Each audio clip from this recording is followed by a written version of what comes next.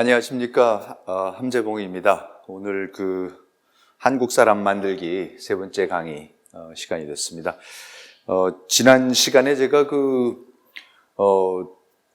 친구 따라 강남 간다. 강남이란 게 왜 이렇게 중요하다는 말씀을 이제 드리면서 끝을 냈었는데요. 오늘 또 다시 거기서부터 시작하겠습니다. 우리가 보통 세종대왕 하면은 이제 우리 역사상 가장 훌륭한 임금님이다 그러고, 한글도 창제하셨고, 편찬 사업도 했고, 추구기도 발명하고, 해시계도 발명하고, 이런 분 우리가 알고 있는데, 사실 우리가 역사의 시간에 잘 배우지 않는 거, 그리고 이제 제가 궁금했던 거는, 왜 그러셨을까? 뭐를 도대체 하려고 그렇게 많은 일을 하셨나? 한글은 도대체 갑자기 왜 창제하셨고, 추구기는 왜 만드셨고, 물론 다 필요한 것들이고, 지금 와서 보면은, 한글 창제 같은 건 정말 너무 놀랍습니다. 여러분, 혹시 저는 한글 쓸 때마다 참 세종대왕께 감사드리는 게요. 그거 아세요? 우리가 이렇게, 여기도 타작이 있지만은, 우리 타자 칠 때, 영어로 타자기 이렇게 치다가, 단추 하나만 누르면은, 한글로 타자 칠 수 있잖아요? 근데 그럴 수 있는 언어가 서양 언어밖에 없습니다. 일본말이고 중국말이고 어디 다른 데 전혀 그런 게 없어요. 근데 너무 놀라운 게 우리도 24자예요. 영어가 지금 24자인데 우리도 24자예요. 모음열, 자음열 넷 해갖고. 그래서 저는 우리가 이런 IT 강국이 될 수 있고 이 초현대 사회에 이렇게 경쟁력을 갖게 되는 것 중에 이유 중에 하나가 이 한글을 얼마나 쉽게 우리가 쓸 수 있는지. 중국 사람들이 어떻게 하는지 아세요? 중국 타자? 중국 타자는 중국 말 단어가 있으면요. 그 발음을 영어로 해서요. 영어로 발음을 이렇게 쳐서 넣으면은 같은 발음의 한자들이 쭉 나와요. 그럼 그 중에 이렇게 고르는 겁니다. 참 놀라워. 근데 우리는 그냥 핸드폰이고 타자고 그냥 치면서 하나 누르면 또 영어 치고 이걸 얼마나 편한지 이걸 우리가 미처 모르고 사는데 참 놀랍습니다. 아무튼 그런데 그럼 세종대왕은 왜 이런 일을 하셨을까? 왜 그렇게 열심히 진짜 명군으로 이름을 날리게 평생을 정말 실록 같은 거 읽어보면요. 얼마나 열심히 일하고 나중에 눈이 안 보여서 녹내장이 있고 온몸에 류마티즘부터 시작해서 진짜 병주머니셨더라고요. 근데 그렇게 마지막 날까지 그렇게 아픈 몸을 이끌고 항상 국사를 돌보면서 독려를 하고 그랬는데 그럼 왜 그랬을까? 제 이론은 이겁니다. 지금 우리가 자유민주주의, 자유시장 경제 이런 거를 이제 도입을 해서 미국 같은 나라를 모델로 삼아서 그 나라에서는 기업을 어떻게 하고 법원을 어떻게 하고 이제 이런 것들을 헌법을 어떻게 만들고 의회를 어떻게 운영하고 이런 걸 이제 수없이 우리가 이제 배워오지 않습니까? 그러면서 어떤 선진 문명을 우리도 도입을 빨리 해서 부강한 나라가 되자, 부유한 나라가 되자 이제 이런 걸 하는데 사실 세종대왕도 똑같았습니다. 세종대왕도 그 당시에 미국이라고 할 수 있는 그 당시에 세계 최강대국이고 바로 직전에 산업혁명을 일으켰던 놀라운 산업혁명을 일으켜서 그 당시에 세계 사람들이 보고 어떻게 저렇게 살 수가 있지? 어떻게 저런 경제를 일으킬 수 있지? 어떻게 저런 산업혁명을 일으켜서 저렇게 부유해질 수가 있지 하는 나라가 있었어요. 그게 송나라예요. 근데 그 송나라 거를 따라서 배우자, 우리가 배우자 그래가지고 송나라 거를 배우려고 했던 겁니다. 거기 이제 생각해보면 우리가 이제 주자학까지 들여오는데 지난 시간에 말씀드린 대로 이제 장가가 든 사람 시집 보내기 시작하고 이제 사당을 만들게 하고 이제 여러 가지 작업도 하셨는데 그게 이제 주자성리학을 이제 들여오기 위해서 했는데 주자성리학도 송나라 거예요. 그러니까 이분은 어쨌든 이 송나라의 그 새 문명을 들여오기로 이제 작정을 하고 하셨는데 송의 문명이, 송의 산업혁명이 얼마나 놀라운 것이었는가를 오늘 좀 말씀을 좀 한번 드려보겠습니다. 그리고 그 당시에 고려 사람들, 조선 사람들, 그리고 전 세계 사람들이 송나라의 문명에 대해서 얼마나 놀래고 부러워하고 배우려고 했었는지를 말씀을 드리겠습니다. 그래서 우리가 보통 역사 시간에 뭐 송원명 해갖고 이렇게 명청해서 그냥 대충 그 중국의 그 역대 왕조들을 이름 정도 아는 거고 그냥 대충 흘러갔겠거니 하는데 사실은 이 송나라는 정말 경이로운 현상이었습니다. 그래서 첫 번째가 이제 왜 주자학이었을까를 이제 답하는 데 있어서 주자학이 송나라 거였다. 그리고 특히 이제 이 강남, 전 참 이것도 이상합니다. 이 부분 얘기할 때 우리나라도 이 강남 하면서 강남 개발이 우리 그 대한민국의 발전의 어떤 상징같이도 있고 아직도 강남이 부의 상징인데 한국 내에서도 이 중국의 강남이라는 건 정말 전 세계적으로 그 당시에 유명했던 부의 상징이었습니다. 그걸 꼭 강남 했죠. 근데 물론 이제 강남이라는 게 이제 그 양자강의 남쪽입니다. 여기 보시면은 지금 이 지도에 보시면은요, 제가 이렇게 보면 이 노란 부분이 이게 이제 원래는 이 전체가 다 송나라였었는데 이 노란 부분을 여진족 금나라한테 이제 뺏기지 않습니까? 그래서 금나라한테 뺏기면서 이 남쪽의 빨간 부분, 분홍색 부분, 요것만이 이제 남송입니다.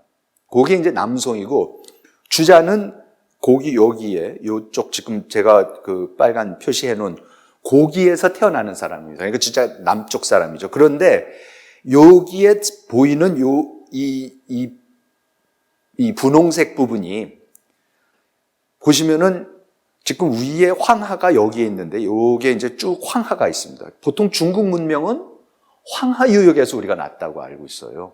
그렇게 배우지 않습니까? 그래서 서안, 그러니까 장안, 우리가 삼국지 같은 데서 보면 장안, 뭐 낙양성하고 민요에도 있지만 이런 게 전부 다 황하 유역에 있습니다. 그러니까 원래 중국의 문명은 굉장히 북쪽의 문명이었었죠. 그런데 남송 때 처음으로 중국 문명이 황하 유역에서 강남, 훨씬 밑에는 양자강, 그 사람들이 중국 사람이 장강이라고 하는 그 양자강의 남쪽으로 중국 문명이 밀려 내려가기 시작합니다. 그래서 남송 때가 되면은 지도에서도 보시듯이 완전히 강 남쪽에만 중국 문명이 있게 되는 거죠. 남송 문명이 있게 되는 거죠. 그래서 그때부터 그래서 이쪽이 이게 강남입니다. 그 사람들이 소위 말하는 강남입니다. 그런데 강남이라는 얘기가요, 얼마나 우리 그 조선 사람들, 고려 사람들 그 입에도 오르내렸는지 이 기록이 1291년 고려 충렬왕 때의 그 고려사 기록입니다. 여기 보시면 이제 이런 얘기가 나옵니다.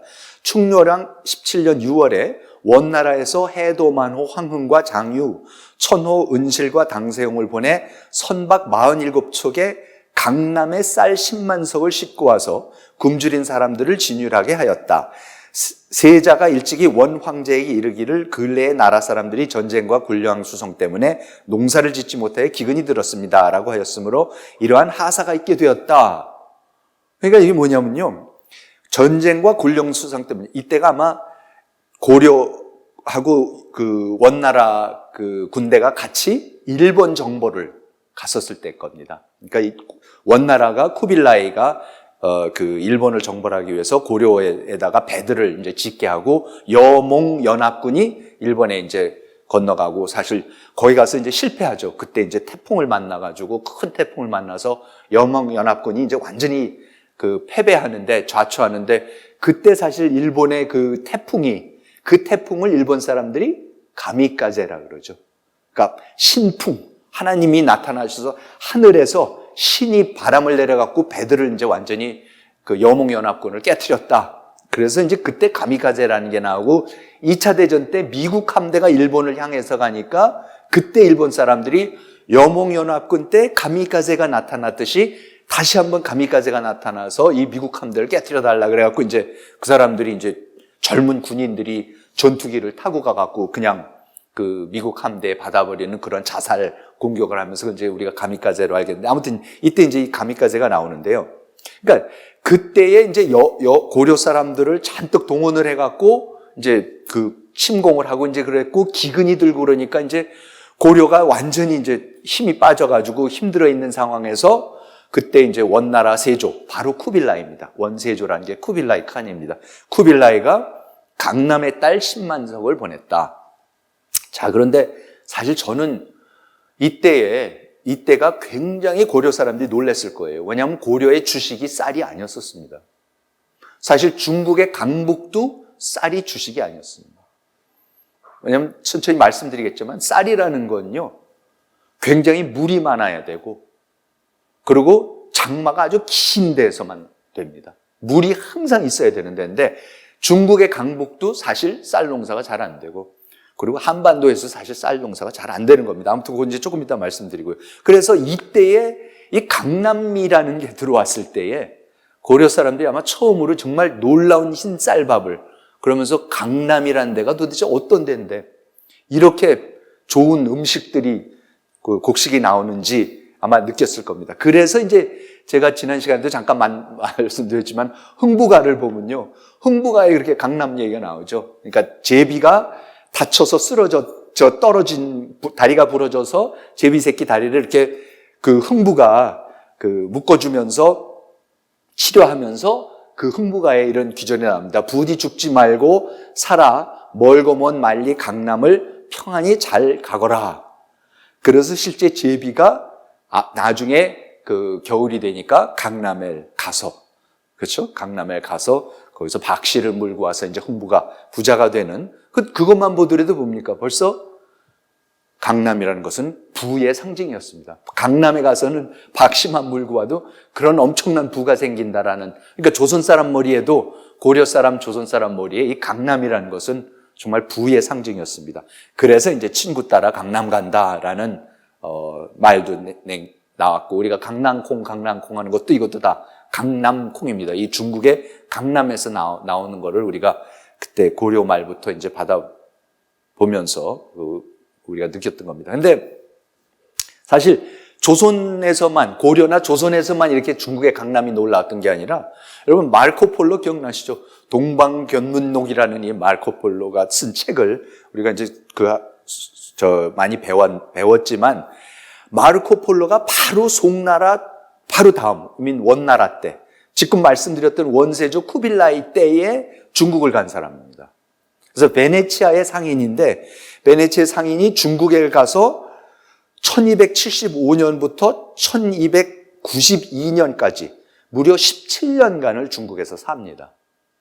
그러면서 이때의 13세기에 중국에 가서 원나라 때에 가서 살면서 그거를 살다가 그 놀라운 광경을 보고 돌아와서 기록을 해서 낸 책이 그 유명한 동방견문록이고, 그 서양 사람들이 중국을 처음 접하게 되는, 처음 알게 되는 책입니다. 그래서 콜럼부스도 그 여행을 떠나는 게 이 마르코폴로의 동방견문록을 읽고서 떠납니다. 그래서 실제로 아직도 박물관에 가면은 그 콜럼부스가 읽던 동방견문록이 있습니다. 거기 옆에다가 열심히 필기하면서 읽었던 그것도 남아있고 그렇습니다. 그런데 자, 이 마르코폴로가 가서 17년 동안 살면서, 여기 왼쪽 사진 이제 마르코폴로고, 오른쪽 사진은 이제 그 나중에 와서 지은 그 동방견문록에 나오는 자기가 쿠빌라이 칸을 만나는 장면이에요. 근데 쿠빌라이 칸이가 흰 수염을 한 산타클로스 할아버지 같은 모습이지만, 어쨌든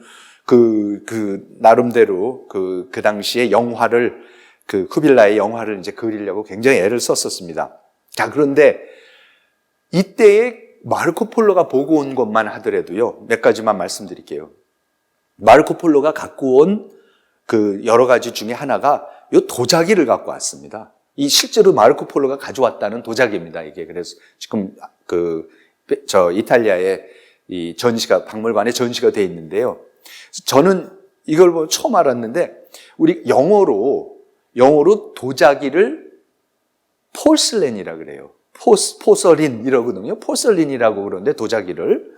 그 포슬린이 어디서 나왔냐는 그 말이, 마르코폴로가 중국의 도자기를 처음 보고는 그게 워낙 그 고려 청자 같은 그 송청자 자기를 보고는 하도 반짝거리고 그러니까는 그게 뭐 같았냐 하면은, 여기 오른쪽에 보시는 이 이게 뭐죠? 이게 조개, 일종의 조개 같은 거예요. 근데 우리말로 게오지라고 하는 조개인데, 이게 영어로, 이탈리아 말로 포르첼라나인데, 포르첼라나가 뭐냐면, 애기 돼지래요. 애죠. 그러니까 조개가 꼭 새끼 돼지같이, 갓난 새끼 돼지같이 생겼다라고 이태리 사람들이 별명을 붙여서 그걸 포르첼라나라고 했는데, 마르코 폴로가 이 포슬린의 빛을, 이 반짝이는 거를 보면서 묘사할 때 마치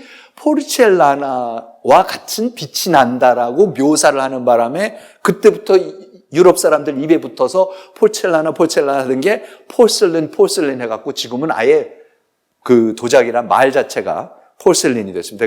근데 원래 말이 포르첼라나고 우리말로 이제 게오지라는 겁니다. 근데 참고로 게오지라는 말 자체도 요 조개를 또 카오리라고 하는데 그 카오리를 그냥 음역을 그냥 따온 거라고 또 합니다. 아무튼 우선 이 도자기라는 놀라운 기술을 보고 와서 유럽 사람들이 이 도자기, 중국 도자기, 아시아, 한국의 도자기 이런 도자기에 그렇게 아주 열광을 하는 그런 유행을 이제 만들어낸 게 마르코 폴로였습니다. 근데 그 당시 이제 송원나라의 자기를 가져왔었으니 이제 많이 놀랐었겠죠. 그리고 이제 또 하나 동반경물록에 마르코 폴로가 소개하는 너무나 자기가 놀라운 게 있는데 이게 뭐냐면 지폐입니다. 지폐라는 거를 송나라에서 제일 먼저 했는데 그걸 이제 당연히 원나라에서도 계속해서 이어서 하고 있었던 거죠. 그래서 이제 그 부분을 묘사하는 부분을 제가 한번 읽어드릴게요. 쿠빌라이 칸 원세조는 내가 묘사한 방법, 이 앞에는 이제 이걸 어떤 방법으로 만드는지에 대해서도 자세히 이제 써놨는데, 그 나무 껍질을 이용해서 이제 하는 거. 근데 어쨌든 그거를 만든 이 종이 조각들로 모든 거래를 한다. 도대체 종이 조각으로 무슨 장사를 하고 물건을 사고 파는데 거래를 한다는 거예요. 그리고 자신의 왕국과 지방과 영토, 그리고 자신의 권력과 주권이 미치는 곳이면 어디에서든지 통용되도록 한다. 그리고 누구든지 이 종이 조각들을 기꺼이 받는다. 왜냐하면 대칸의 영토에 어디를 가든지 통용되고 있기 때문에 모든 거래는 종이 조각으로 이루어지는데 마치 순금의 동전인 것처럼 받아들여진다. 그러니까 도대체가 이해가 안 가는 거죠. 어떻게 동전으로밖에, 그래도 금부치는 아니더라도 아니면 뭐 동이 되더라도 동도 자체적인 가치가 있는 금부치인데, 쇠부치인데, 이 사람들은 자체적으로 아무 가치가 없는 종이 조각을 가지고 사실 우리도 지금 지폐 쓰고 있지만 자체적으로 아무 가치 없는 종이 조각을 교환을 지금 하고 있는 거거든요. 그래서 그거를 보면서 너무 이제 놀랬던 거죠. 그래서 마치 순금의 동전인 것처럼 받아들인다. 게다가 10베잔트의 가치가 있는 것도 1베잔트보다도 가볍다. 베잔트라는 게 이제 그 당시 유럽에서 쓰던, 특히 동유럽에서 쓰던 돈의 가치 단위인데, 비잔티움이라는 동로마 제국 비잔티움이란 말에서 나와서 베잔트가 동전 단위였는데, 마치 요 종이 조각 하나가 자기네 10베잔트보다도 더 가치가 있고 당연히 가볍고, 그러면서 굉장히 이제 놀란 기록을 해놨습니다. 그리고 또 하나 아까 놀라는 게요, 석탄을 사용합니다. 이게 굉장히 중요한 부분이고, 석탄 같은 게 사실은 석탄이라는 걸 중국에서 제일 먼저 우선 이 용광로를 만드는데, 그러니까 우리가 도자기라는 게 중국의 도자기가 가능해졌던 게 이 석탄을 떼서 훨씬 강한 열이 나오기 때문에 되고, 그 다음에 이제 조금 이따 말씀드리겠지만 철강 제조를 갖다 중국 송나라에서 하게 되는 할 수 있는 것도 이 석탄을 떼기 시작하고, 그 당시에 항주에 있는 모든 집집마다 석탄을 뗐답니다. 난방을 하기 위해서. 근데 이제 이 부분에 대해서 이제 마르코 폴로가 또 쓴 겁니다. 이 지방에는 산의 광맥에서 파내는 일종의 흑색 돌이 있다. 불을 붙이면 숯같이 타는데 나무보다 훨씬 불이 오래 간다. 밤에도 계속 피우면 아침이 되어도 여전히 타고 있다. 이 돌들은 처음에 불을 붙일 때를 제외하고는 불꽃이 일지 않지만 타는 동안에는 상당한 열을 발산한다. 물론 이 나라에는 나무가 부족한 것은 결코 아니다. 그렇지만 너무나 인구가 많고 늘 불을 떼고 있는 그들의 난로와 목욕탕은 너무도 많기 때문에 나무로는 그 수요를 충족시킬 수 없을 것이다. 모든 사람들은 일주일에 최소한 3번은 온탕에 가며 겨울에는 할 수만 있다면 매일 간다. 신분이 높거나 부자들은 집에 개인용 욕탕이 있다. 따라서 이처럼 많이 사용한다면 나무는 금방 부족하게 될 것이다. 반면 이 돌들은 무한대로 많이 있으며 그것도 매우 저렴한 가격에 구할 수 있다. 그 석탄을 벌써 떼면서 난방을 하고 도자기를 굽고 이제 철을 만들고 이제 그럽니다. 그러니까 당시 유럽 사람이 베네치아 사람이 보고 이제 너무나 놀라는 거죠. 자, 그런데 그러면 잠깐 다시 중국사로 잠깐만 돌아가서 이게 지금 전부 다 강남에서 일어나는 거거든요. 아까 지도로 보여드렸지만 강북은 이제 뺏기고 강남으로 내려갔을 때 이런 일들이 벌어지는데, 그럼 시작되는데, 그럼 중국의 역사가 왜 강남으로 내려가게 됐는가? 이게 이제 우리가 또 역사 이런 데서 많이 들어보는 이제 양귀비와 이 중국의 강남이 아주 결정적인 중국의 강남으로, 중국 문명의 강남으로 이동하는 데 있어서 양귀비가 아주 결정적인 역할을 합니다.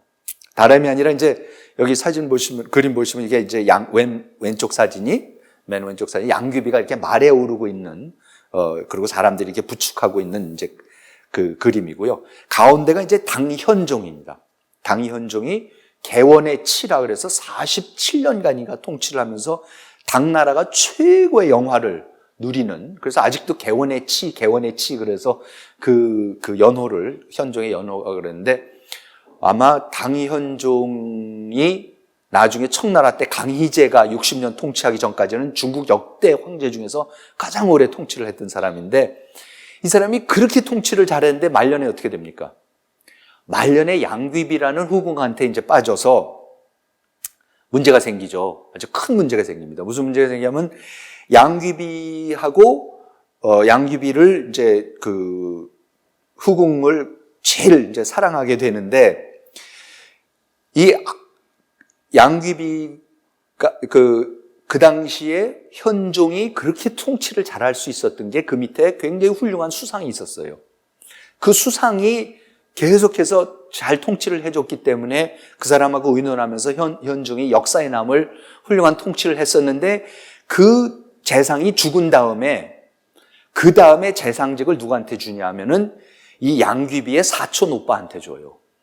근데 양귀비 사촌 오빠라는 사람이 전혀 통치를, 이런 나라 국정 운영을 할 줄 모르는 사람이고, 이루 말할 수 없이 부패한 사람이고, 그랬던 사람이라서 이 사람한테 정권이 넘어가면서 점점 이제 흔들리게 되는 거죠. 더군다나 당현종이 그때까지 굉장히 사랑하던 장수가 있었는데 그 사람이 안녹산이라는 사람입니다. 안녹산인데 안로샨이라는데, 로샨이라는 이 사람이 뭐냐면 이란 사람이에요. 이란계 사람입니다. 소그드인이라 그래갖고, 그러니까 당나라가 얼마나 그 당시에 세계적이고 개방적이고 다문화적이었던 그 문명인지 알 수 있는 게, 이란 사람이 와서 당현종의 최고의 장수를 이제 하게 되는 거죠. 그래서 그랬는데 이 안녹산하고 양귀비의 오빠하고 틀어지는 거예요. 그래서 결국은 그렇게 당현종의 사랑을 받고 당현종의 그 영토를 넓히고 하는 정복전쟁에 그렇게 큰 역할을 하던 안녹산이 결국은 양귀비 오빠하고 싸우면서 목숨이 위험한 것 같으니까 달아났다가, 지금의 연경 쪽 북쪽으로 달아났다가 결국은 반란을 일으킵니다. 그래서 그 반란이 이 안녹산의 난이라는 반란이 일어났는데 755년에서 763년, 왼쪽의 지도를 보시면 이게 이제 당나라의 그 지도입니다. 당나라가 저기 티벳을 넘어서 중앙아시아까지, 특히 이제 당태종 때 우리나라 안시성에 쳐들어오는 그 당태종이 이렇게 그 넓은 영토를 확보를 했고, 남쪽에는 하이난 섬 있는 데까지, 월남해까지도 이제 확보를 했었는데, 아무튼 안녹산의 난이 일어나면서 요 지도에 잘 보이신지 모르겠지만은 이 오른쪽 지도를 보시면은 여기에 요렇게 제가 지금 그 마커로 보여드리는 게 요게 지금 양자강입니다. 그리고 지금 양자강 북부에 여기에서 이게 지금 빨간 게 정부군이고 파란 게 안녹산군이고, 그러니까 7년 동안 강북에서 싸우면서 강북을 완전히 초토화를 시킵니다. 어느 정도로 초토화를 시켰냐면요, 스티븐 핑거라고 혹시 읽어보신 분들이 있겠지만 하버드 대학교의 그 유명한 심리학자고, 우리나라 말로도 번역도 됐던데, 우리 자신의 더 나은 천사들, Better Angels of Ourselves라고 영어로는 돼 있는데 굉장히 유명한 책인데, 그 책에도 나오지만은 안녹산의 난은 인류 역사상 최악의 학살이라고 할 정도로. 근데 최악의 학살이라고 할 정도면 놀라운 얘기죠. 우리가 알고 있는 스탈린의 학살도 있고, 모택동의 학살도 있고, 유태인 학살도 있는데, 이 사람의 그 평가에 의하면은 안녹산의 난이 인류 최악의 학살이었습니다. 그런데 하나의 척도는 뭐냐면은 755년 난이 나기 직전에 당나라가 호구조사랑 모든 거를 다 했던 나라입니다. 기가 막힌 기록을 다 남겨놓은 나라입니다. 그 당시에. 근데 그 755년 난이 일어나기 직전에 호구조사에 의하면 인구가 5,291만 9,309명이었고요. 공식적으로. 그리고 세금을 내는 가구 숫자가 891만 4,709 가구가 세금을 냈습니다. 이게 이제 정부의 공식 기록입니다. 그런데 어떻게 됩니까? 9년 후에, 안녹산의 난 9년 후에 다시 한번 호구조사를 했더니 인구가 5,200만이었던 인구가 1,690만으로 줄고 세금을 내는 가구 수가 890만, 거의 900만에서 290만으로 줍니다.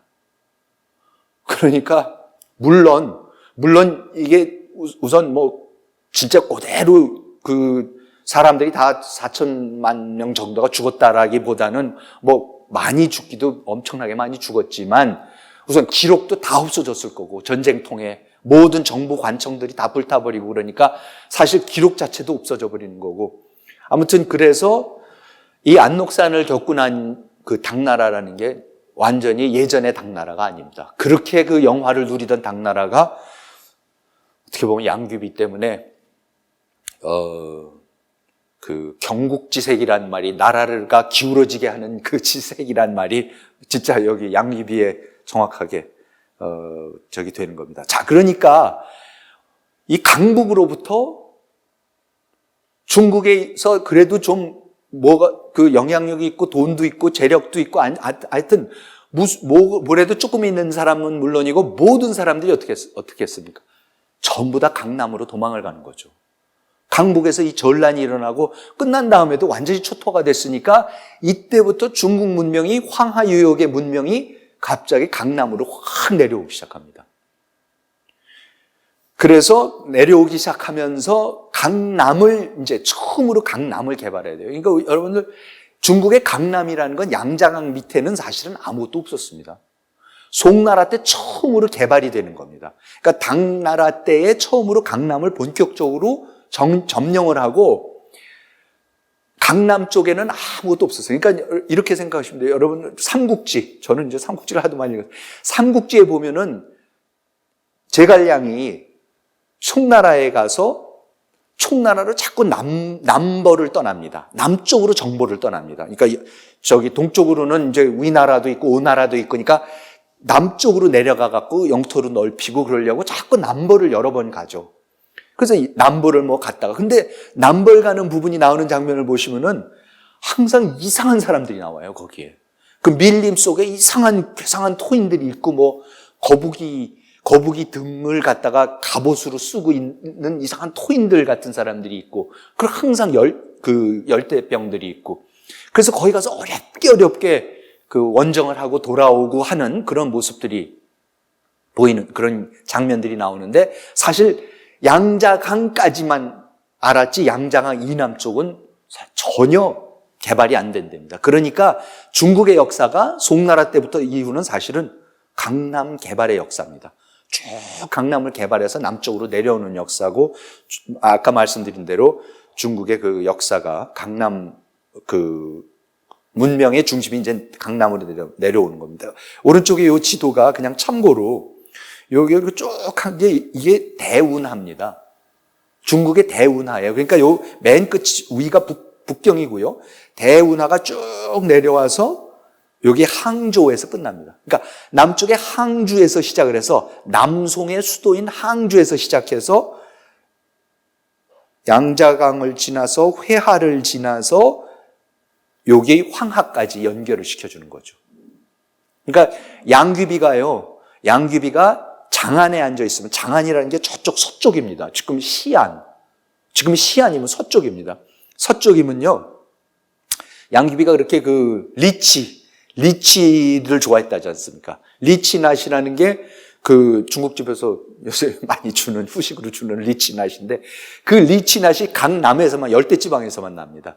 근데 이제 전설에 의하면은 리치의 아침에 이슬이 마르기 전에 그 리치를 먹어야 된다는데, 이제 중국 사람들이 과장이 좀 뻥이 심하지만은 어쨌든 이 대운하를 통해 가지고 이거를 급히 수송을 해 가지고, 그러니까 항주에서 시작을 해서 회하를 지나서 황하로 가서 황하에서 다시 장안까지 오는데 딱 양귀비한테 도착하는데 이슬이 마르기 전에 도착을 해서 그걸 먹어서 이렇게 미녀가 됐다, 뭐 피부 미녀다, 이제 이런 얘기를 하고 그러는데, 아무튼 이 대운하가 그렇게 중요한데 대운하의 끝도 사실은 항주입니다.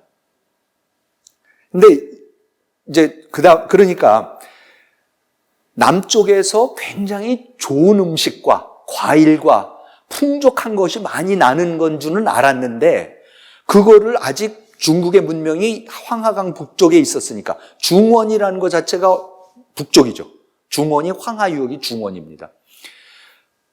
거기에 있었으니까는 항상 이거를 운하를 통해서 조달을 해서 먹긴 먹었지만 막상 강남에 가서 살거나 그럴 일은 없었던 거죠. 그런데 안록산의 난 때문에 어쩔 수 없이 강북 사람들이 강남으로 이제 밀려 내려가게 되는 겁니다. 그리고 이제 그 혹시 들어보셨을지 모르지만 왕안석이라는 그 중국의 그 유명한 북송의 유명한 정치가, 학자가 있고, 뭐 신법, 구법, 논쟁 이런 게 그 중국의 정치사, 철학사에서 굉장히 중요한 그 논쟁 중에 하나인데, 이 왕안석이 이제 신법이라는 걸 했는데, 뭐 이제 그건 중요하지 않고, 일단 왕안석이라는 사람이 얼마나 놀라운 사람이었었냐면, 이 사람이 북송의 재상이 되면서 이 북쪽은 완전히 이제 초토화가 됐으니까 남쪽을 개발해야 되겠다 그러면서 그때 이제 남쪽을 본격적으로 개발하는데, 그 사람이 일생에 자기가 재상을 하면서 1만 1천 개의 관계 치수 사업을 추진을 했고, 제일 큰 거는 둘레가 45km가 되는 저수지도 건설을 했대요. 그 당시에. 그러니까 얼마나 공법이 발달했었다는 걸 알 수가 있고, 1,100만 헥타르의 농지를 개간을 합니다. 근데 이게 어디냐면은, 이게 지금 저 왼쪽 그림을 보시면 이제 이게 아까 똑같은 저건데, 이제 빨간 부분이 이제 남송이 되고요. 근데 주로 우리가 강남, 특히 지금도 중국 사람들이 강남의 그 요지가 어디냐면은 양자강 삼각주 있는 데입니다. 양자강 삼각주의 오른쪽 사진인데, 뭐 이게 복잡하게 말씀드릴 게 아니라 자세히 나중에 혹시 지도를 보시면요, 상해가 있는 데입니다. 상해, 항주, 소주, 소흥, 양주, 이러한 대도시들이 모여. 지금도 중국이 뭡니까?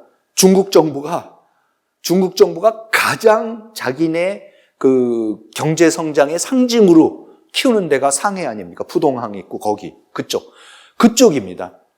여기가 항주가, 바로 옆에 항주가 붙어 있고 소주가 붙어 있고, 그런데 그때에 이게 이제 남송이 가서 그때 여기를 개간을 하는 겁니다. 근데 어느 정도로 개간을 했냐면, 여기가 이 양자강 삼각주기 때문에 바닷물이 들어오지 않습니까? 왕안석 때부터 시작해서 이 바닷물을 전부 다 빼버립니다. 바닷물을 전부 다 빼버리고 그걸 강의 물줄기들을 바꿔버려요. 강의 물줄기들을 바꿔버리면서, 그러면서 바닷물을 다 빼고 거기에 그 민물을 대면서 그거를 개간을 해서 농지로 만들어버립니다. 그러면서 이때부터 엄청난 농업 생산이 이제 가능해지기 시작하죠.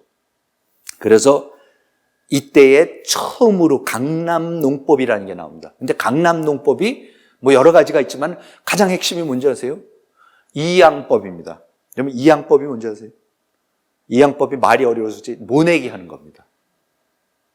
그러니까 그냥 뭐를 처음에 논에다가 처음부터 심는 게 아니라 모판에다 따로 심어서 거기에서 좀 자라게 하면서 잡초도 뽑아주고 해갖고 어느 정도 크면은 우리가 모내기 하지 않습니까? 논에다 옮겨 심지 않습니까? 그 방법이 여기서 이때 강남에서 나오는 겁니다. 강남의 농부들이 발명을 해내는 겁니다. 그리고 이때에 처음으로 인분을 비료로 쓰기 시작하고 객토법이라 그래갖고 토질들을 섞어가지고 하면은 자양분이 이제 커진다라는 거 알고. 그래서 이제 그 왼쪽 사진을 보시면은 이게 그 당시 송나라 때에 그 잘 보이시는지 모르겠지만은 모내기 하는 장면입니다. 지금 우리 모내기 하는 거는 똑같습니다. 여기서 모판에서 해갖고 이제 심는 거고. 그 다음에 이제 오른쪽이 이게 수차. 사람들이 이제 발로 이렇게 해서 물레방아를 돌려서 물을 끌어올려갖고 논에다가 이제 물을 대는 겁니다. 근데 여러분들, 이게요. 그러니까 아까도 잠깐 말씀드렸지만은 이 쌀농사라는 거가요. 쌀농사는 제일 필요한 게 물입니다. 물. 그렇죠? 그러니까 논이라는 건 생각해 보시면 그냥 인공 호수예요. 물 없는 데다가 억지로 갖다가 호수에다가 호수같이 만들어 놔야지 물에 그냥 항상 대충 잠겨 있어야지 되는 거죠. 근데 이게 우리나라 같은 데서는 굉장히 힘들죠. 물을 댄다는 게. 항상 비가 우린 부족하니까. 그런데 양자강 같은 데서는 그 물이 이제 풍족한 거고. 그리고 있는 물을 수차라는 걸 이용해 갖고 아무 데나 갖다 댈 수가 있기 시작하는 거예요. 낮은 지역에만 되는 게 아니고 강가에만 되는 게 아니고 저수지 옆에 있어야만 논이 거기 있어야지 물을 대는 게 아니라 수차라는 걸 통해서 산 꼭대기에 있는 데까지도 다 물을 끌어올려 갖고 농사를 짓기 시작을 합니다. 그러면서 이때 처음으로 휴환법이라는 게 극복된 거예요. 휴환법이라는 게 뭐냐면요. 농사 한 번 짓고 많은 경우에는 얼마 전까지 많이도 그래요. 한 번 농사 짓고 나면 땅의 기운이 없어지기 때문에 그걸 놀리고 1년이나 2년 놀리고 딴 땅을 또 하고 그리고 또 있다가 이쪽으로 가서 또 쉬었다가 땅이 기운을 좀 차리게 해갖고 중국도 그랬고 조선도 그랬고 어디나 다 휴환법을 썼었습니다. 한꺼번에 농사를 다 지어버리면 다음 해에 지기가 떨어져서 농사가 안 되는 거죠. 그런데 이때 처음으로 이양법과 그 시비법, 비료 주는 방법 이런 거를 통해 객토법 이러는 걸 통해 가지고 처음으로 휴환법이 극복됩니다. 그러니까 간단히 말씀드리면 그냥 소출량이 배가 돼버리는 거죠. 하루아침에. 왜냐하면 땅을 안 놀려도 되니까 이제는. 계속해서 농사 지으면 되니까. 그래서 이러한 그 당시로서는 최첨단 농법이 나오는 바람에 우리가 이렇게 양자강 유역에 가서 보면은 가끔 이런 사진에도 나오고 요새는 관광도 많이 가고 우리나라에 이제 요새 차밭이 이런 광경이 많이 나오지만 이게 전부 다 뭡니까? 이게 지금 논입니다. 논. 아까 말씀드린 대로 산 꼭대기까지 물을 끌어올려가지고 이런 층계가 있는 논에다가 물을 대갖고 농사를 짓게 되는 겁니다. 그러니까 이때에 갑자기 최소한 보통 소출량의 2배, 3배 거기다가 남쪽이 따뜻하니까 양자강 유역에는 2모작, 3모작까지 가능해지기 시작합니다. 그러면은 하루아침에 이 생산량이요. 상상을 초월하게 폭발적으로 이제 늘어나기 시작을 합니다. 그래서 이 부귀 영화가 어떻게 이어지기 시작하냐면 1085년이 되면 남송 때요. 60억 개의 동전이 유통이 되고 있었답니다. 송나라에. 그래서 너무 동전이 많아가지고 이때부터 벌써 지폐를 세계 최초로 지폐를 사용하게 됐죠. 아까 제가 마르코 폴로가 이거보다도 얼마입니까? 한 200년 후에 거의 200~300년 후에 원나라 때에 가서 보면서 야 지폐를 쓰고 있다 라고 했는데 벌써 200~300년 전부터 북송 때부터 지폐를 쓰고 있었던 겁니다. 그리고 원나라 사람들이 세계 최초로 나침반을 발명하고 화약을 발명하고 목화를 재배하죠. 목화라는 게 이제 아까 당나라 사진 지도 제가 잠깐 보여드렸지만 여기 왼쪽 사진에 밑에 보시면은 이게 지금 하이난섬, 맨 밑에 하이난섬 있지 않습니까? 요즘에 관광 많이들 하이난섬 가고 그러는데, 하이난섬이 목화의 원산지예요. 목화라는 게 하이난섬의 특이한 그 특산품이었었는데, 당나라 때에 그 당태종이 하이난섬까지 원정을 가서 거기서 목화라는 게 중국에 퍼지기 시작했고, 그게 남송 때 본격적으로 퍼지기 시작하고, 그래서 그 목화씨를 문익점이 붓에다가 넣어서 고려시대에 가져와서 우리나라에서 목화 재배가 이루어졌다. 그러니까 얼마나 중국 사람들이 송나라 때도 그때만 하더라도 이거 절대로 가져가면 안 된다. 너무나 특이한 기술이었기 때문에 자기네만 그 따뜻한 옷을 입고 이거 아무한테나 주지 않으려고 했었던 거죠. 그걸 이제 문익점이 가져왔다 이런 얘기지만, 아무튼 이때에 목화가 본격적으로 또 재배가 되기 시작하면서 중국이 이런 그 대혁명이 일어납니다. 그러니까 무슨 말씀이냐면요, 목화가 재배한다는 이런 거예요. 쌀이 하도 많이 생산이 되기 때문에 뭡니까? 이제는 모든 사람들이 쌀 농사를 지을 필요가 없어요. 그렇죠? 보통은 쌀 농사를 짓는 게 뭐냐면 자기가 먹고 살려고. 그리고 혹시 남는 게 있으면 갖다 파는데, 이 북송 남송 때가 되면 벌써 뭐가 됐냐면요, 이 강남농법 때문에 워낙 쌀이 많이 나오니까 쌀 농사하는 사람은 쌀 농사를 해서 그걸 가지고 남는 거를 팔아서 다른 거를 사면 되는 거고, 다른 사람들은 도자기만 구워서 쌀 농사 안 짓고 도자기만 구워서 그 도자기를 팔아가지고 쌀을 사서 먹으면 되는 거고, 목화 재배할 사람들은 목화만 재배해서 옷을 만들어서 옷만 팔면은 그 옷 판 돈으로 도자기도 사고 곡식도 사서 밥도 사서 먹을 수 있고, 이렇게 되니까 뭐가 됩니까? 분업이 일어나면서 상업이 돌아가니까 그 상업을 하기 위해서 65개 동전이 필요하고 그거 갖고 안 되니까 지폐가 생기니까 이런 고도의 상업화된 사회, 그러면서 분업화된 사회, 누구는 화약 만들고 누구는 나침반 만들고 이런 분업이 이제 가능해지기 시작합니다. 그러면서 인구가 송나라 때 1억을 돌파하고 항주가 100만 인구를 돌파하면서 세계에서 가장 큰 도시입니다. 당시 세계에서 비슷한 도시도 없습니다. 런던이 그때 당시에 10만이 될까 말까였고요. 런던은 사실 뭐 거의 존재 자체, 로마 같은 게 뭐 30만, 40만 정도밖에 안 됐으니까. 그리고 거기다가 아까 말씀드린 대로 이 석탄을 쓰니까 제철 강국이 됩니다, 송나라가. 그래서 1070년대에 송나라에서 연간 7만 5천 톤에서 15만 톤을 생산했는데요. 18세기 초 유럽이 산업혁명을 막 시작할 때 당시에 연간 유럽 전체가 영국, 프랑스, 독일 뭐 다 합쳐서 연간 14만 5천 톤에서 18만 톤을 생산을 했답니다. 그러니까는 800년 전에, 700년 전에 송나라에서 연간 철 생산량이 대략 유럽 전체가 산업혁명 초기에 생산한 양에 맞먹을 정도였었고, 생산량 증가 양을 보면 영국이 1540년에서 1740년, 200년 동안 철 생산량이 4배가 늘었다 그러는데, 송나라는 850년에서 1050년, 200년 사이 12배가 늘었다. 그러니까 이게 참 재밌는 얘기인데요. 뭐냐면은,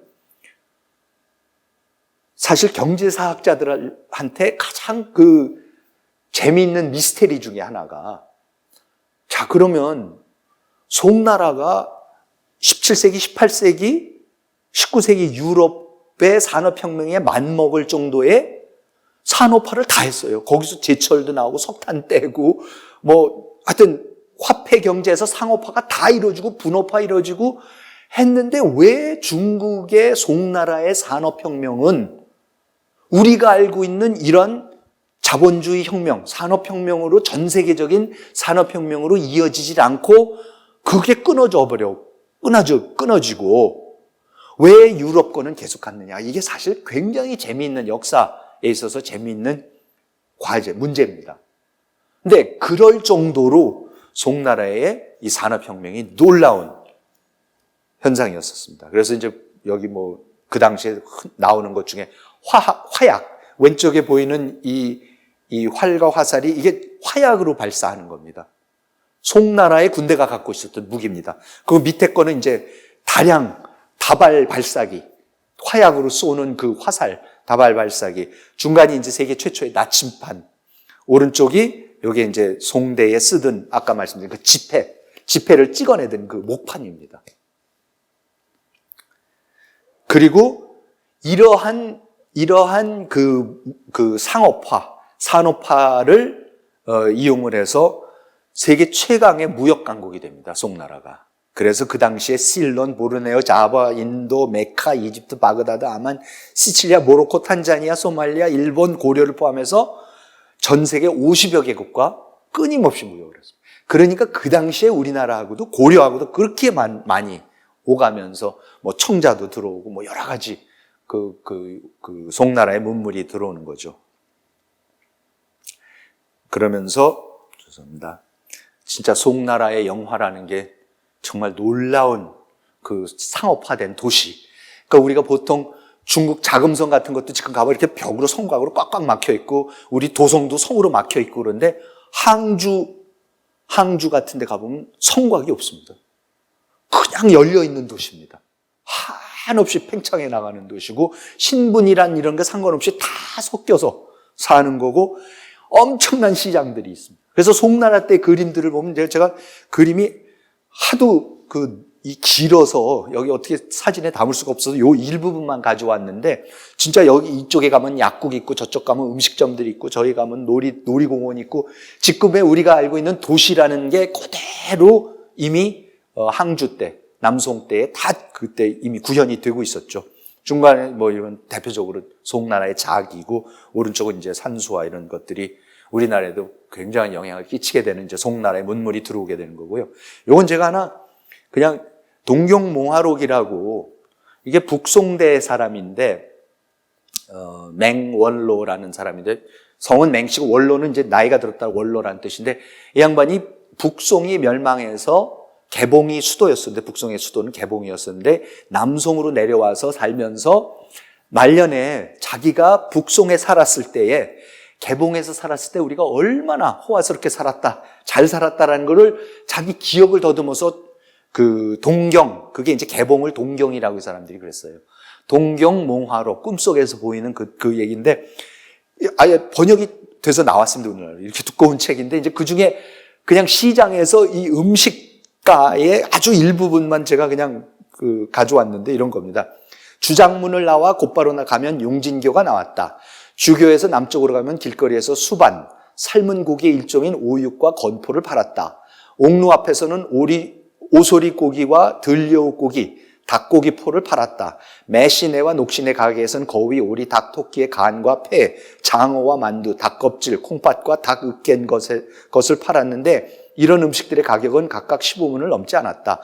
조신의 가게에서는 간단한 음식들을 팔았다. 주장문에 이르면 즉석에서 지져주는 양곱창, 절인 생선머리를 물에 넣어 조를 때까지 삶아 식혀 굳힌 음식인 찬동오두, 돼지고기를 삶아 그 즙을 굳혀 만든 음식인 이게 지금 몇 년 전입니까? 1000년 전이죠 거의. 그때의 중국의 송나라 사람들이 먹었던 물론 제일 좋은 식당가였겠지만은 이런 음식들을 먹고 살았다는 겁니다. 근데 사실 어떻게 보면 지금 와서도 중국이 그때 영화를 못 쫓아갈 정도로 송나라 때 영화가 대단했던 겁니다.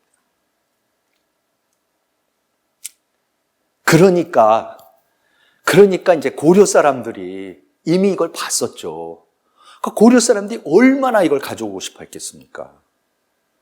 그래서 고려 사람들이 원나라 때가 되면은 우리가 이제 고려가 원나라에 우리가 이제 몽골의 침략을 받아서 70몇 년 동안 강화도에서 저항을 하다가 결국은 이제 항복을 하고 거기에 부마국이 됐다. 이제 그래서 우리가 이제 거기 복속이 됐다 그러고 그랬지만은 사실 문화적으로나 경제적으로나 봤을 때요. 원나라, 지금 말씀드리는 그 원세조 쿠빌라이의 부마국이 됩니다. 실제로 충렬왕은 쿠빌라이의 사위예요. 그리고 전부 다 고려의 왕들이 세자가 되면은 어떻게 돼요? 원나라에 가서 연경에서 그 수도 연경에서 같이 중국 황실과 같이 살면서 물론 몽고 말을 배우고 중국 모든 것을 다 배우고 중국 황실의 원황실의 황녀와 꼭 결혼을 해서 돌아와서 왕위에 이제 오르게 되는 거죠. 그러니까 저는 이렇게 그 당시에 고려의 왕들은 연경에 가서 십몇 년씩 지낸 사람들도 있으니까 유년기를 다 거기서 지낸 사람들이 많았으니까 거기에 그 세계 최고의 영화를 보고서 고려에 돌아왔을 때 얼마나 답답했을까. 그러니까 사실은 와서 어떻게 해요? 개혁을 해야 된다는 거죠. 빨리 배워야 된다는 거죠, 중국 거를. 그래서 이제 그걸 배우는 데 있어서 이미 고려 말부터 굉장히 중국을 배우려고 하는 거. 그게 곳곳에 사실은 있습니다. 그래서 이게 충수광 1314년에 그러니까 조선이 생기기 아직 한 80년 전이죠. 6월 경인일 찬성사 권보 상해외도감사 이진 삼사사 권한공 평리 조간 지밀직 안우기 등이 성균관에 모여 새로 구입한 서적을 열람하는 한편 경학 시험을 보았다. 당초 성균제거사에서 박사유연과 학유유적을 중국 강남으로 보내 서적을 구입하게 했는데 그럼 중국 거를 배우자 그래서 강남에 보내갖고 거기에 있는 온갖 농법부터 시작해서 이런 서적들을 다 가져오라 그랬겠죠. 배우게 했는데 도중에 배가 파산한 바람에 유연 등이 빈털터리로 중국 해안에 표박했다. 마침 태자 부창군으로 남경에 머물고 있던 판전교시사 홍약이 유연에게 보초 150정, 돈입니다. 경학 관련 서적 1800권을 구입해 귀국하게 한 것이다. 이때부터 벌써 중국을 배우려고 이 송나라 그리고 그걸 이어받은 원나라의 영화를 배우려고 고려 사람들이 그렇게 애를 씁니다. 많은 사람이 가 있었던 거고 풍랑을 해서 했더니 거기 영사, 총용사 이런 사람이었겠죠. 금방 돈을 마련해서 이걸로 대신해서 사가지고 본국에 가라고 이제 했던 거고. 그 다음에 이재현 같은 사람은 실제로 가서 중국을 봅니다. 다 샅샅이 충선왕이라는 사람은 와서 왕 노릇을 하다가 아들 충숙왕한테 물려주고 자기는 그만두고 다시 연경으로 가서 만권당이라는 싱크탱크를 만듭니다. 중국 수도에 지금 보면 워싱턴 DC에 싱크탱크를 만드는 것 같은 거죠. 그래서 연경에다가 싱크탱크를 만들고 거기에 고려의 학자들을 전부 다 불러갖고 중국의 유명한 조맹부 이런 사람들과 전부 다 교류하게 해주고 그래서 그 중에 이제 이재현도 그때 가는 거죠. 왕을 따라서. 상왕이 황제에게, 중국 황제에게, 그 원나라 황제에게 어향을 내려달라고 청한 뒤 남쪽으로 강절이라는 게 절강, 강남이죠. 절강성. 강절을 유람하고 보타산에 이르렀다가 돌아왔다. 권한공과 이재현 등이 그를 따랐다. 호종하는 신하들에게 명을 내려서 다녀갔던 산천의 절경을 기록하여 행록한 권을 만들게 하였다. 그러니까 보는 거고. 그 다음에 이재현이라는 사람이, 요 사진은 이 영정, 이게 우리나라, 요새 그게 없어지지만 이게 하여튼 국보입니다. 그러니까 이재현이라는 사람이 중국에 가서 중국의 화가가 초상화를 그려준 거죠. 그게 이제 우리나라의 국보로 되어 있는데, 그러니까 중국하고 이제 교류가 굉장히 많았던 거죠. 그리고 이제 이 그림은 이재현 본인이 그린, 기마도강도 말을 타고 강을 건너는 이제 그런 그림이라고 했는데, 이때에 돌아와서 이재현이 쓴 글 중에 한 부분입니다. 중국을 보고 와서, 강남을 지금 보고 와서 고려에 대해서 하는 얘기가 삼한의 땅은, 우리 고려의 땅은 사방에서 주거가 모여드는 곳이 아니라 배와 인력거, 주거, 그러니까 배와 마차 이런 것들이 그러니까 교통의 요지가 아니라서 물산의 풍요함과 화식의 이익이 없으므로 백성의 생활은 다만 토지의 생산력에 의지할 뿐인데 압록강 이남 지방은 거의 모두 산이므로 매년 갈아먹을 수 있는 기름진 전지가 많지 않다. 그러니까 벌써 고려에는 너무나 우리가 지금 중국에 비해서 살기가 힘들다, 어렵다 하는 얘기를 합니다. 그래서 우리가 이제 고려의 마지막 그 개혁을 시도하던 공민왕 얘기 많이 듣지 않습니까? 그래서 공민왕이 이제 무슨 개혁을 했느냐? 공민왕이 강남농법을 들여오는 겁니다. 당시 최첨단 산업인 강남농법을 들여오려고 하는 게 그게 공민왕의 개혁이었습니다. 그래서 공민왕 11년 고려사에 보면은 밀직제약 백문보가 다음과 같은 차자를 올렸다. 상소를 올린. 강회라는 게 강남입니다. 그러니까 그 안휘성 있는 그 회하, 그러니까 양자강과 회하, 그 사이에 지금 말씀드린 양자강 삼각주 있는 강회의 민, 거기 사람들이 농사를 지으면서 홍수와 가뭄 걱정을 하지 않는 것은 수차의 힘을 믿기 때문입니다. 수차가 있기 때문이에요. 그러니까 홍수가 지면 수차로 물을 퍼내면 되는 거고, 가뭄이 지면 수차로 물을 부어 넣으면 되는 겁니다. 우리나라 사람들은 문온, 물이 괴어있는 논에 농사를 지을 때 용수로 해서 물을 끌어들일 뿐 수차로 물을 대는 법을 알지 못합니다. 그러므로 밭 아래에 한 길도 못 되는 곳에 도랑이 있어도 그저 내려다 보기만 할 뿐 기어 올릴 엄두도 내지 못합니다. 이 때문에 대부분의 논은 물이 괴거나 잡초가 무성한 황폐한 땅이 되었습니다. 거의 수차가 없다는 거예요. 수차 하나가 없다는 겁니다. 그래서 계수관에게 명령을 내려 이 물을 지역의 관리들한테 명령을 내려 수차를 제조하고 그 기술을 민간에 보급하도록 한다면 이야말로 가뭄에 대비하고 황무지를 개간하는 가장 좋은 방책이 될 것입니다. 또 민들이 직파와 이양을 겸해 힘을 기울인다면, 아까 이양법이 뭔지 말씀드렸죠. 모내기 하는 거예요. 여태까지는 직파, 그냥 직접 갖다 심는 것밖에 없었는데 그건 노동력에 있어서나 생산량에 있어서 이양법에 비할 바가 없이 열악했습니다. 그러니까는 이양법도 좀 가르쳐주면은 가뭄에 대비할 수 있게 되고 종자도 망실하지 않게 될 것입니다. 왜냐면 그렇죠? 모판에다가 물을 괴서 조그만 데다가 종묘를 해놓으면은 가뭄이 들더라도 고기만 물을 대면 사니까 이제 그런 일이 벌어진 거죠. 그래서 어쨌든 중국에 놀라운 지금 산업 발전이 일어났고 마르코 폴로를 비롯한 전 세계 사람, 그리고 특히 바로 옆에서 살고 있었던 고려 사람들, 특히 원나라 때까지 되면은 중국의 황실과 아예 가장 가까운 관계를 맺었던 고려의 왕실, 그리고 그것을 이용해서 끊임없이 송나라, 원나라 내내 중국하고 교류하던 고려의 모든 지식인들과 이 사람들은 뭐냐면 이거 배워야겠다.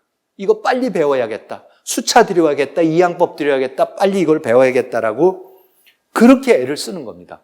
그래서 거듭해서 그때마다 개혁을 하려고 하는데 사실 이 개혁들이 다 실패로 돌아가는 거죠. 고려가 멸망하게 된 이유가 이 산업을 들여오지 못하는 것 때문입니다. 그리고 결국은 이 신산업을 누가 들여오게 되느냐? 그게 조선이라는 나라가 유교 쿠데타를 해서, 그러니까 여러분 유교를 하자고 쿠데타를 한 유일한 경우가 조선입니다. 유학자들이 불교 국가를 뒤집어서 이거는 이렇게 수차만 들여오고 이양법만 배우고 일부적인 개혁을 해서 될 일이 아니다. 송나라와 원나라 거를 제대로 배우려면은 아예 그 문명을 통짜배기로 다 이식을 해야 된다. 그렇죠? 그러니까는 중체 서영, 동도 서기, 원래 거는 우리께 좋은 거고 그냥 기술, 과학기술만 서양 거 배우자. 이런 얘기가 아니라 그냥 다 들여오자. 뭐까지 들여오냐? 삶의 양식까지 들여오자. 결혼하는 방식까지 들여오자. 종교까지 이젠 절에 가지 말고 중국 사람들이 하는 이 주자학, 그래서 가묘를 세워가지고 제사를 지내고 이것까지 다 하면서 그래야지 그 시스템을 통짜배기로 들어와야지만 거기에 따라서 경제제도도 들어오고 그거에 맞는 사회제도도 들어오고 그거에 맞는 정치제도도 들어온다. 그러니까 우리가 자본주의 시장경제를 하려고 그러면 자유민주주의 이 체제가 들어와야지 이게 같이 돌아가는 거죠. 그렇지 않습니까? 중국 같은 경우에 자본주의 시장경제는 어떻게 해서든지 들여오려고 하는데 정치적으로 민주화를 안 하면, 자유민주주의를 안 하고 저걸 억압을 하려니까 항상 이상한 일들이 벌어지는 거죠. 제가 봤을 때는 중국의 성장의 한계가 그거죠. 권위주의로서, 독재로서 자유시장경제를 한다? 불가능한 일입니다. 어느 단계 이상은 절대로 안 됩니다. 그런데 고려가 어느 단계까지만 하고 송나라로부터 배우는 거가 원나라로부터 배우는 게 그 다음 단계를 정치적인 개혁, 사회개혁까지 못 가니까 그 다음에는 주자학자들, 이 중국에 가서 배우고 온 이재현 이런 사람들의 제자들인 이색, 그 제자인 포은, 정몽주, 정도전 이런 사람들이 결국은 그냥 과학기술 배워갖고 안 된다. 농법만 배워서는 안 된다. 다 배워오자. 다 배워오려면은 지금 왕조 갖고는 안 된다. 그래갖고 쿠데타를 일으킵니다.